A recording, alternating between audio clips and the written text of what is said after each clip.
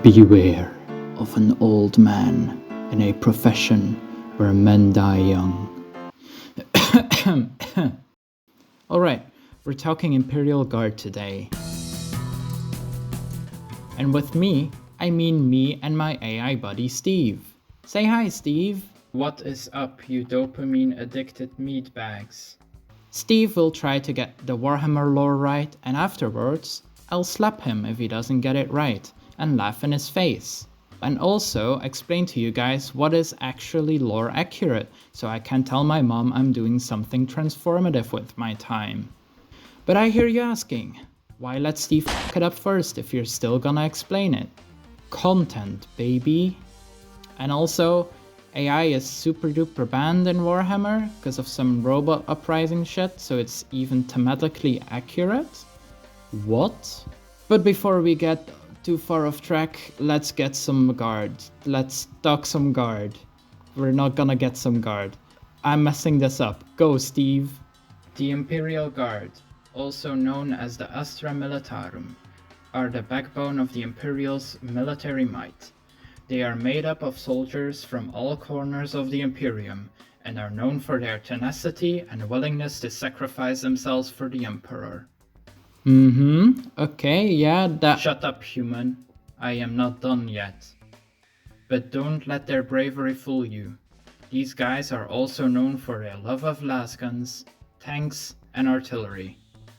In fact, it is not uncommon for a single Imperial Guard regiment to have more tanks than an entire planet's population. Okay, hold up, Steve. I'm kinda impressed by the fact that you even know what the fuck Imperial Guard is, but more tanks than an entire population?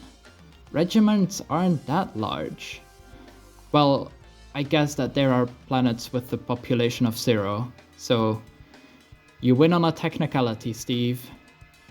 Good job. Though technicalities aside, the biggest regiment I could find in a quick Google search was a good 120,000 soldiers strong, so even if every one of those has a personal tank, it still doesn't really get into planet population territories, so it's a win and a loss, so no slap for Steve.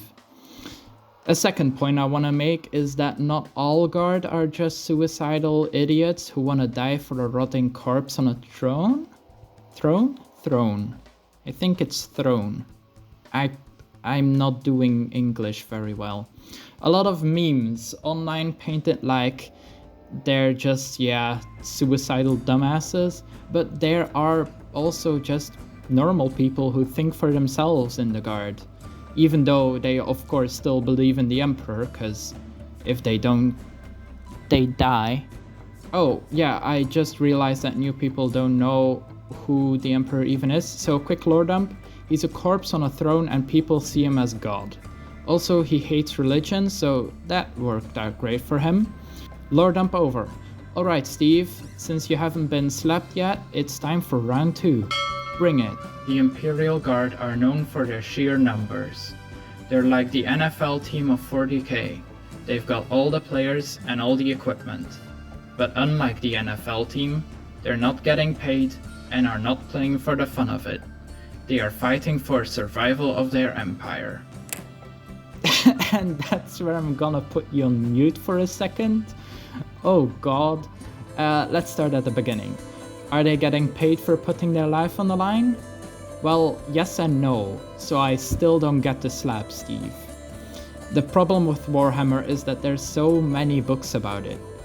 And some authors have a more grimdark vision of the whole universe, while some others tone it way down and do include things like getting paid for your work.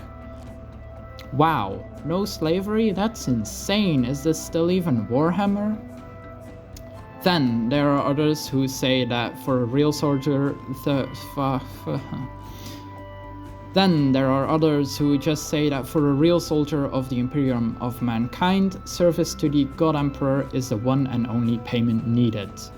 And then there is Krieg, who think that dying for the Emperor is their payment and probably don't understand the concept of money anymore, due to severe conditioning and indoctrination. Where I do get to slap the shit out of Steve is the part where he says that they've got all of the equipment. Wabam! I can't show this on screen, so just imagine me slapping him. Cause Guard absolutely don't have all of the equipment.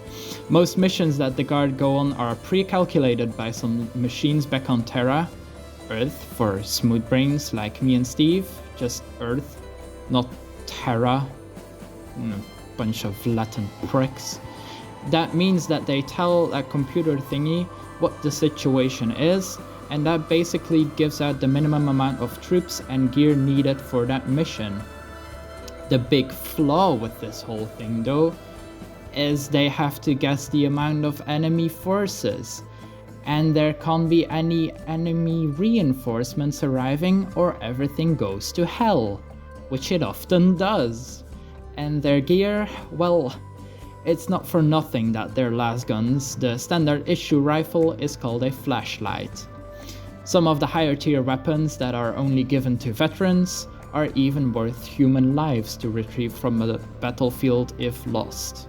I could go on several days about this shit, but I'll put that in upcoming videos. Say bye, Steve.